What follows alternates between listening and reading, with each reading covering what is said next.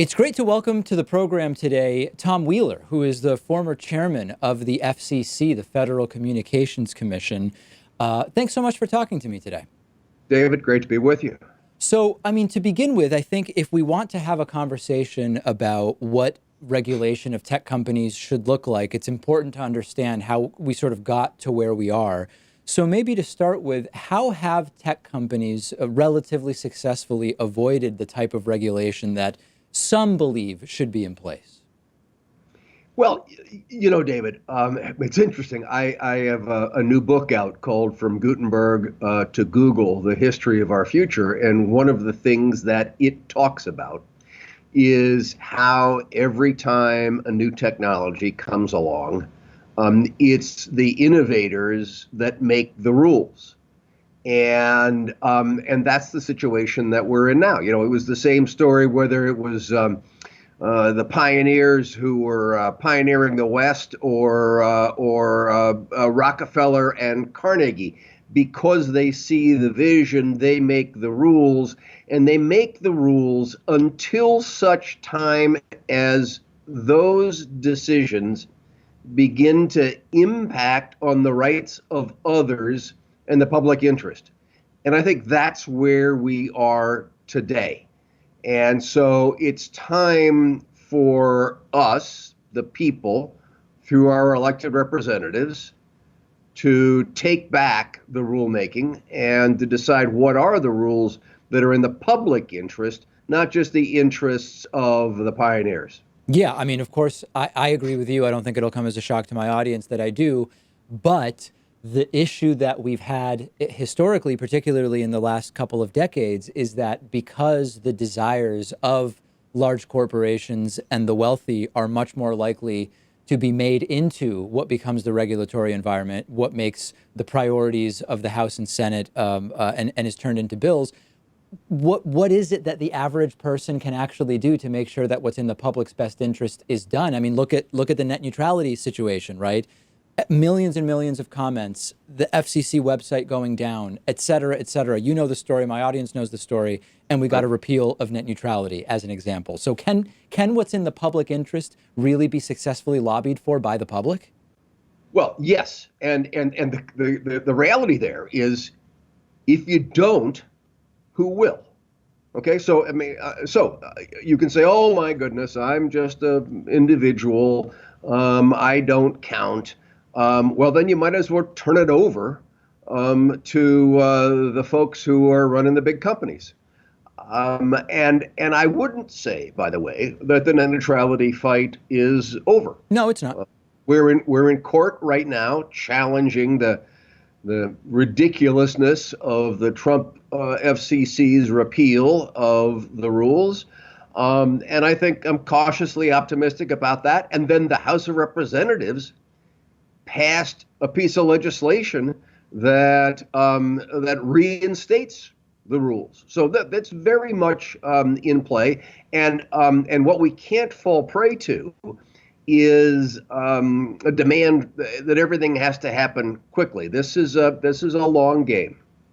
There's no question it's a long game. And one of the players that wants to have a say in that game in terms of the regulation is the tech companies themselves. And we've seen more and more companies say, oh, we are for, we saw Zuckerberg say it in testimony under oath and others, I believe regulation is a good thing. And I want to work with our elected officials to get the regulation in place.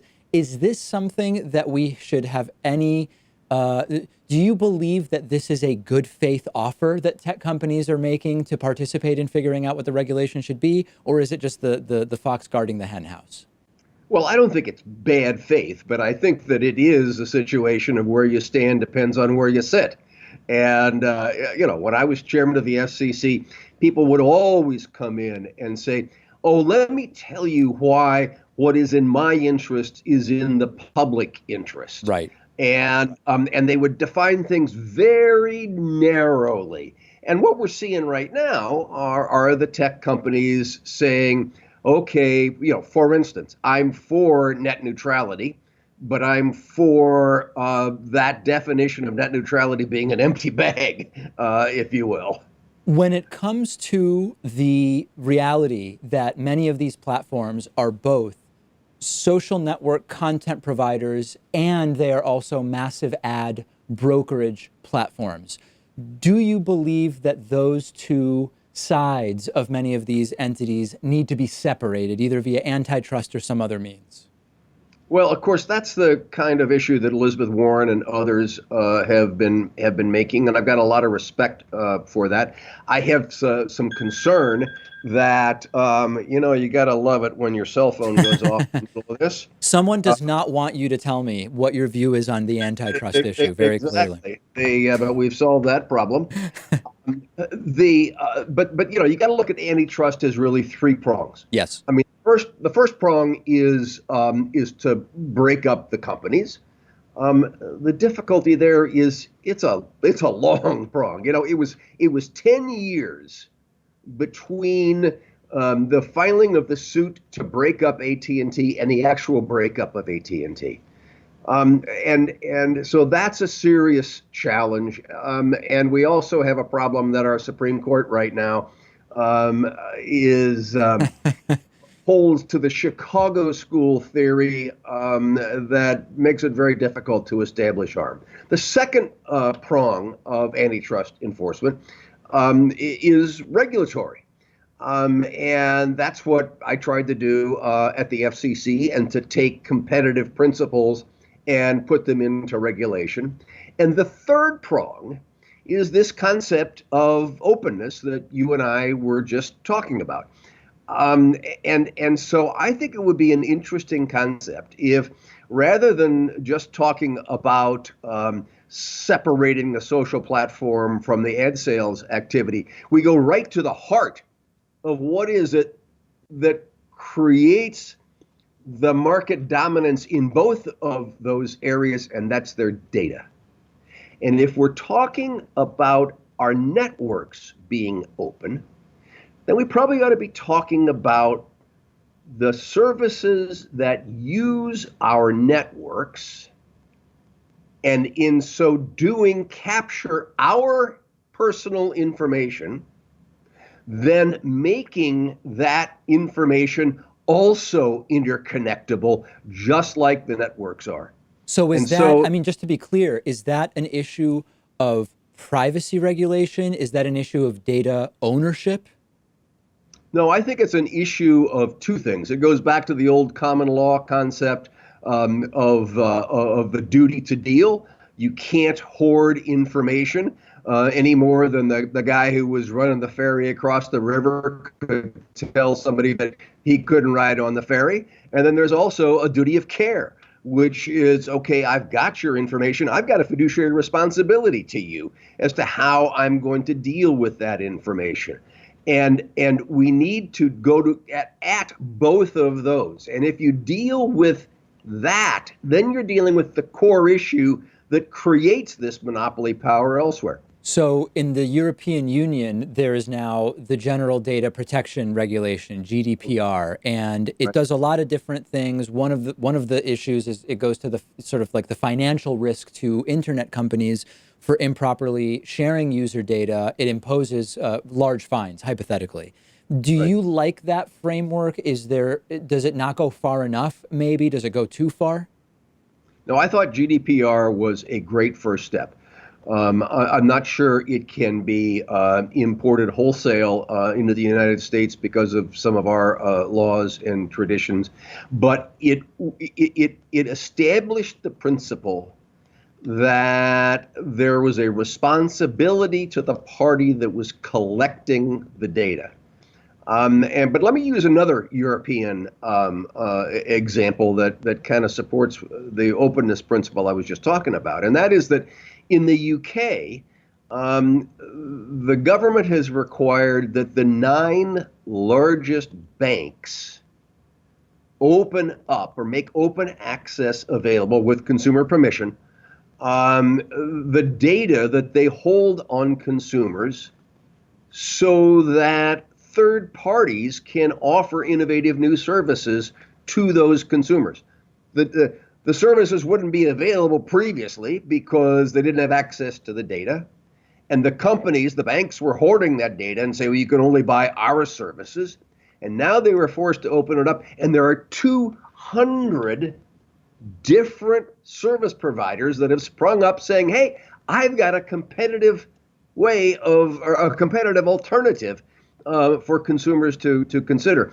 I think we can bring that kind of attitude to the United States. Yeah, I mean, that's interesting because that's a very market-ish sort of solution, which is not to say we need to make it so that the data is not being shared in the first place, or it's not dealing so much with what some see as the problem of this data being a marketable commodity, but it's saying, let's level the playing field in letting that data hypothetically at least be used to create other things of value. So it's, I'm not making a value judgment necessarily, but it's certainly a solution that says we want more sort of free market possibilities rather than a consumer protection angle. Is that, am I interpreting that correctly or not? It goes back to the concept, David, of openness and interconnection. I mean, the concept behind net neutrality was open networks. Now let's talk about how we have open data that has been collected through the use of those networks, and we make that data available to spur competition. To talk a little bit about the next 4 to 8 years, or the next political cycle, so to speak, and what it will happen in terms of both net neutrality and also tech regulation that we're talking about. What are the elements of government that are going to most determine the path forward? Is it as simple as, if Trump gets reelected, not much will change at the FCC? If a Democrat wins, things will change? Is it elsewhere we should be looking? Well, I think you can make that kind of a simple comparison. I mean, you look at what the Trump administration has done thus far. It has been to tear everything down. I mean, what has the Trump FCC done? They've gone through and systematically eliminated whatever they can.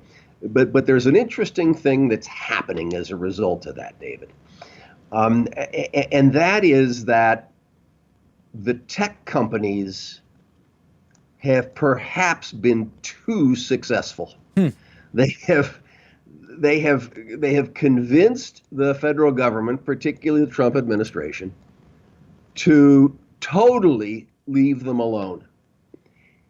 And in that kind of a void, they invite others, whether it is states like California stepping in to pass laws on privacy and net neutrality, 36 other states that have stepped up to do something about net neutrality, or countries. You mentioned GDPR a minute ago, and other things that are happening in the EU. And all of a sudden, the companies are waking up and saying, oh my golly, wait a minute. We don't have anybody establishing a common set of rules. And so we've got 36 different states doing things with net neutrality. Golly, I'd feel a lot better if there was only one rule. And so the fact that they did everything possible to kill meaningful net neutrality at the federal level has opened them up at the state level. The fact that they have done everything possible to kill meaningful privacy regulation. I mean, we put the first network privacy requirements in place when I was at the FCC, and 67 days after the Trump administration came into office, the Republican Congress repealed them. And now, all at the request of the companies, and now the companies are seeing California and other states and countries pop up with their own set of rules. And they're saying, oh my golly, I can't have all these different rules out there. I got to have one set of rules. And so it may be, there's a great Oscar Wilde quote. He said that there are two great tragedies in life: not getting what you want and getting it. And the reality here is the tech companies just may have been so massively successful that they have forced themselves to embrace federal regulation that heretofore they had always been opposing.